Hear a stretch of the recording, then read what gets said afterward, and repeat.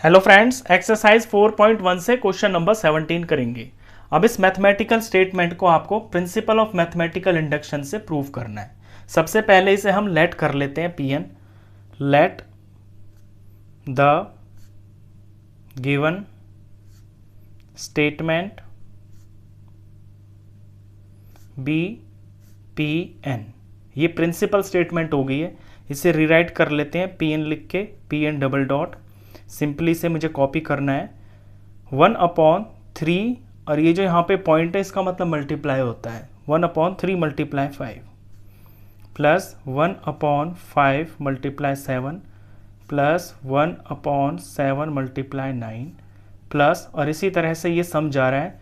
ये nth term है 1/2n plus 1 और 2n प्लस 3, और इसका जो सम है वो इस फॉर्मूले से बनता है। ये आपको प्रूफ करना है n/3 इंटू में 2n प्लस 3।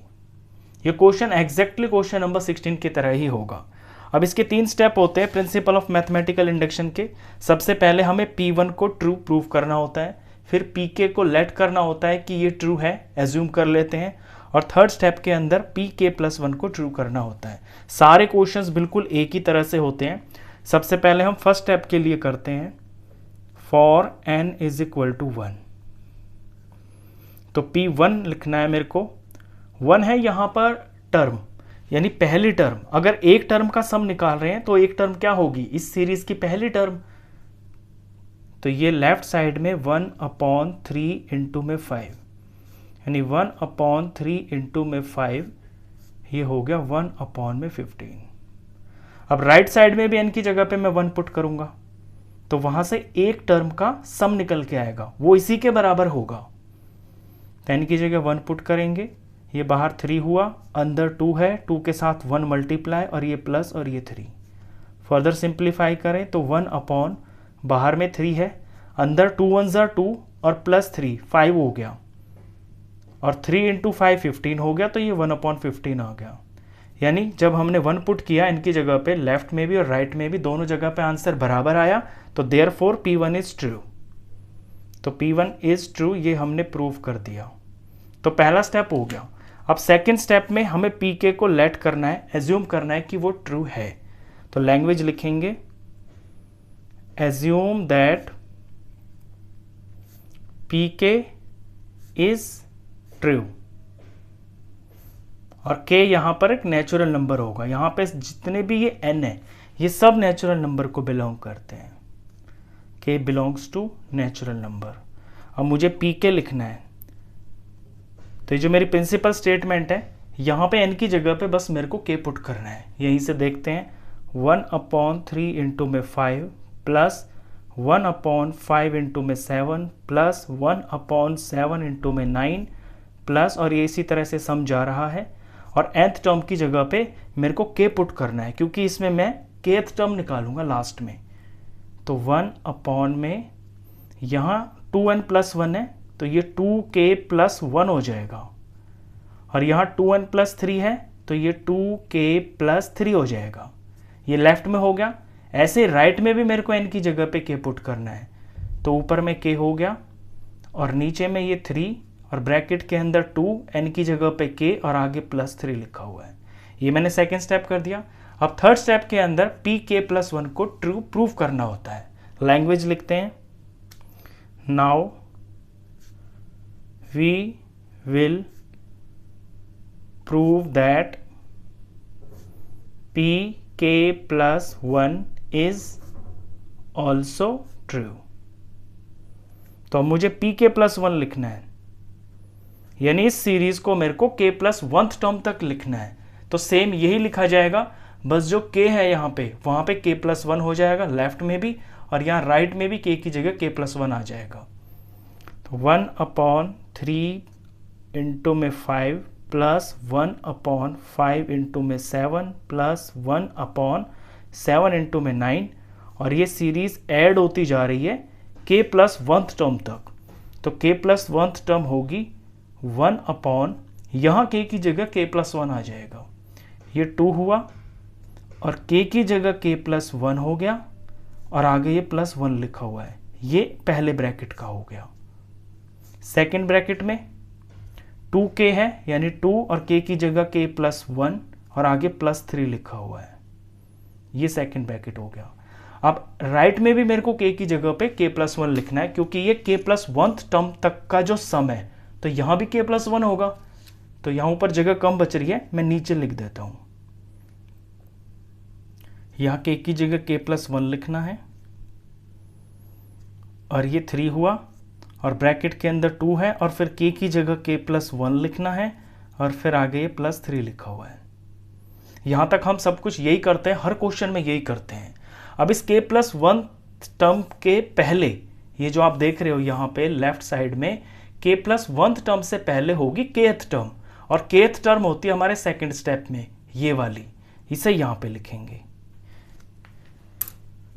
तो इस टर्म को 1 अपॉन ये है 2k प्लस 1 और 2k प्लस 3, ये kth टर्म है, ये k प्लस 1 टर्म से पहले आएगी, क्योंकि ये एक इससे कम है तो इससे पहले आएगी। अब यहाँ पे हमें सॉल्यूशन करना होता है कि फर्स्ट नंबर से लेके, फर्स्ट टर्म से लेके और kth टर्म तक का जो सम है वो हम यहाँ pk में निकाल के दिखाते हैं। ये pk में यही तो है, फर्स्ट टर्म से लेके kth टर्म तक का सम बराबर ये है k अपॉन 3 2k प्लस 3। तो इतने की जगह हम ये लिख सकते हैं, तो यहाँ से यहाँ तक ये सेम ही तो चीज़ है, तो ये लिख देंगे हम यहाँ पे, इतने की जगह लिख देंगे k अपॉन 3 2k प्लस में 3 और प्लस आगे ये जो k प्लस 1 टर्म है ये भी लेफ्ट साइड में ही है, इसे हम इसके सामने लिखेंगे। तो ऊपर में 1 लिखा हुआ है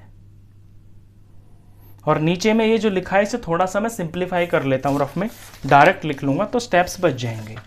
तो यहाँ पे है 2 बाहर है और k प्लस 1 अंदर है और फिर ये प्लस 1 है, तो 2k और 2 की 1 से किया तो 2 1 ज़ा 2 और ये प्लस में 1 हो गया, ये हो गया 2k प्लस और ये दोनों मिलके 3 हो गए। तो फर्स्ट ब्रैकेट का सिंप्लीफिकेशन आ गया है 2k प्लस 3। इसी तरह मैं सेकंड को भी सॉल्व कर लेता हूँ। ये है 2k प्लस 1 और यहाँ पे प्लस में 3 है, तो सारा सेम ही है, बस यहाँ पे लास्ट में 3 लगा दोगे आप। ये लास्ट में मैंने 3 लगा दिया तो 2 और 3 यहाँ पे 5 हो गया, तो ये 2k प्लस 5 हो गया, 2k प्लस 5 हो गया। तो लेफ्ट साइड में ये दो चीज़ें आ गई है और राइट में ये है, राइट में ये जो है इसे भी मैं थोड़ा सा सिंप्लीफाई कर लेता हूँ नीचे। तो ऊपर तो k प्लस 1 ही रहेगा और नीचे में ये 3 बाहर है और ये ब्रैकेट सिंप्लीफाई कर लेता हूँ। ये है 2k प्लस 1 प्लस 3 और यहाँ पे भी ये ऊपर ही तो था 2k प्लस 1 प्लस 3, इसको सिंप्लीफाई करके मैंने 2k प्लस 5 लिखा था, तो ये चीज़ जो है 2k प्लस 5 के बराबर है, ये हो गई है यहाँ पे 2k प्लस 5, 2k प्लस 5। वैसे आप डायरेक्ट भी कर सकते हो उंगलियों पे, ये 2k हो गया, ये यहाँ पे प्लस 2 हो गया, तो 2k और ये वाला 2 और 3, तो 2k प्लस 5 हो गया। अब मेरे को यहाँ लेफ्ट साइड को और राइट साइड को बराबर दिखाना है। अगर मैं सिंप्लीफाई करके दोनों साइड्स को बराबर दिखा देता हूँ तो फिर p k प्लस 1 भी ट्रू प्रूव हो जाएगा। चलिए अब सिंप्लीफाई करते हैं। तो लेफ्ट साइड को मैं सिंप्लीफाई करूँगा, तो लेफ्ट साइड में 2 टर्म्स हैं, ये फ्रैक्शन में लिखी हुई हैं ऊपर नीचे न्यूमरेटर डिनोमिनेटर फॉर्म में। पहले मैं देखता हूँ कि इनमें कोई चीज़ अगर कॉमन है तो कॉमन निकाल लेते हैं। मेरे को दोनों के डिनोमिनेटर में 2k प्लस 3 और 2k प्लस 3 ये दोनों में दिखाई दे रहा है, तो 1 अपॉन 2k प्लस 3 इसमें कॉमन आ गया, 1 अपॉन में 2k प्लस 3 ये तो आ गया कॉमन। अब बड़ा ब्रैकेट लगाएंगे, फर्स्ट टर्म में से ऊपर k बच गया और नीचे ये सिर्फ 3 बच गया, आगे प्लस। सेकेंड टर्म में से ऊपर 1 लिखेंगे क्योंकि 1 1 ज़ार 1 हो गया और 2k प्लस 3 बाहर आ गया तो 2k प्लस 5 बच गया, 2k प्लस 5। अब ये जो बाहर कॉमन लिया है इसे हम कुछ नहीं करेंगे, एज इट इज लिख देंगे नेक्स्ट स्टेप में। और अंदर ये जो बड़ा ब्रैकेट है इसके अंदर फिर से फ्रैक्शंस बन गए हैं k/3 प्लस 1/2k+5, ये फ्रैक्शंस की एडिशन हो रही है, तो इसे सिंप्लीफाई कर लेते हैं। और फ्रैक्शंस की एडिशन करने के लिए हमें पहले डिनोमिनेटर्स का एलसीएम लेना होता है। यहाँ 3 का और 2k+5 का जो एलसीएम है वो इनका प्रोडक्ट ही आएगा, क्योंकि दोनों फैक्टर्स पूरी तरह से अलग हैं ये। तो एलसीएम आएगा 3 इंटू में 2k+5।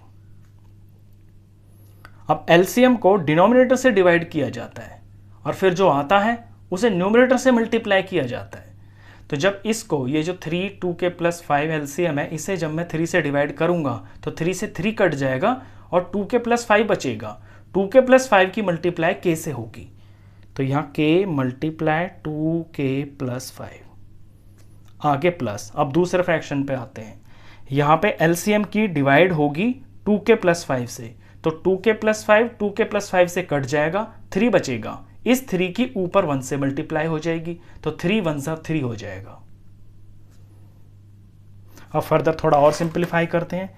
अब यहां आप राइट साइड में भी देखते रहना। राइट में आपको 3 इंटू 2k+5 चाहिए। यहां पे नीचे 3 इंटू 2k+5 आ चुका है। इसको आप सिंप्लीफाई मत करना, इसे एज इट इज रखना। और ये बाहर वाला, इसे भी अब आप ऐसे ही रखोगे। ऊपर में ये जो न्यूमरेटर है ना, इसे सिंप्लीफाई कर लो अगले स्टेप में।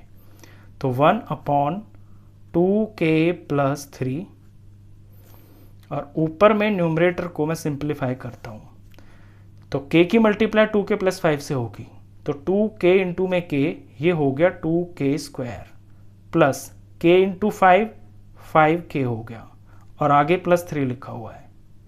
डिनोमिनेटर को छेड़ना नहीं है, सेम टू सेम यही रखना है, 2k+5। अब आप देख रहे हो कि ऊपर एक क्वाड्रेटिक पॉलिनोमियल बन गया है। इसके 2 फैक्टर्स आएंगे, तो हम इसको फैक्टराइज कर लेते हैं स्प्लिटिंग मिडिल टर्म का यूज करके।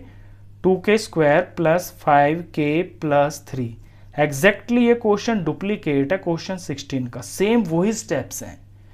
अब इसे फैक्टराइज करेंगे तो k² का कोफिशिएंट 2 है और यहाँ कांस्टेंट 3 है, तो 2 3 हो गया 6 के pf निकालते हैं प्राइम फैक्टर्स, तो 2 से जाएगा 3 आ गया, 3 से गया तो ये 1 आ गया। प्राइम फैक्टर्स को यूज करके हमें बीच की टर्म बनानी होती है, तो यहाँ पे 5k लिखा हुआ है और इसके प्राइम फैक्टर्स 2 और 3 हैं, तो 2k और 3k मिलकर 5k बन जाएगा। तो इस 5k को मैं ब्रेक कर लूंगा 2k प्लस 3k में, तो 2k² प्लस 2k और प्लस 3k, और आगे +3 लिखा हुआ है। अब पहली 2 टर्म में से कॉमन मेरे को 2 और k दिखाई दे रहा है, 2k कॉमन ले लिया, यहां से k बच गया, ये प्लस का प्लस, और 2k बाहर आ गया तो 1 जार बच गया, 1 बच गया यहाँ पे। अगली 2 टर्म में से मेरे को 3 कॉमन दिख रहा है, 3 बाहर ले लिया, यहां से k बच गया प्लस, और 3 1 जार 3, यहाँ पे 1 रह गया। अब ये 2 टर्म्स बन गई हैं, इनमें k+1 कॉमन है दोनों में, k+1 मैं बाहर ले लेता हूँ। पहली टर्म में से बच गया 2k और अगली में से बच गया प्लस का 3। तो इसकी जब मैंने स्प्लिटिंग मिडिल टर्म से फैक्टराइजेशन की तो ये 2 फैक्टर्स आ गए हैं, तो इसकी जगह पे मैं ये 2 फैक्टर्स लिख लूंगा नेक्स्ट स्टेप के अंदर। और ये कोई रफ काम नहीं है, ये फेयर ही है, ये आपको साइड में आंसर शीट में करके दिखाना है। 1/2k+3, और ऊपर इसकी जगह पे मैं लिख लूंगा, ये सब मल्टीप्लाई में ही है, तो k+1 एक फैक्टर हो गया इसका, और 2k+3 एक दूसरा फैक्टर हो गया, और नीचे डिनोमिनेटर में 3 इंटू में 2k+5 लिखा हुआ है। अब आपको इसके अंदर कटता हुआ दिखाई देगा 2k+3 और 2k+3, ये न्यूमरेटर डिनोमिनेटर में है ना, और मल्टीप्लाई में है ये टर्म्स, तो ये कट गया। अब जो बच गया इसे कॉपी कर लेते हैं, ऊपर बच गया k+1 और नीचे बच गया है 3 इंटू में 2k+5, और इसे आप राइट साइड में देख लीजिए, यही आपका राइट साइड है जो आपको दिखाना है, ये रहा, सेम यही है ना। तो आपने प्रूफ कर दिया, लेफ्ट साइड को सॉल्व करके राइट हैंड साइड के बराबर दिखा दिया, ये चीज़ आपकी राइट हैंड साइड के बराबर। तो therefore left hand side is equal to right hand side, और जब ये बराबर हो गया इट मीन्स pk+1 भी ट्रू प्रूव हो गया। लास्ट में आपको लैंग्वेज लिखनी होती है, वही जो आप हर क्वेश्चन में लिखते हो, हर सॉल्यूशन में। Thus pk+1 is true whenever pk is true। जब pk ट्रू है तो फिर pk+1 भी ट्रू होगा। Hence, by the principle of mathematical induction, the statement Pn is true for all natural numbers n. तो फिर प्रिंसिपल ऑफ मैथमेटिकल इंडक्शन के हिसाब से ये जो आपकी प्रिंसिपल स्टेटमेंट है ये हर नेचुरल नंबर n के लिए ट्रू होगी। यानी n की जगह कोई भी नेचुरल नंबर आप डालोगे लेफ्ट साइड और राइट साइड में तो आंसर आपका बराबर आएगा। क्वेश्चन खत्म।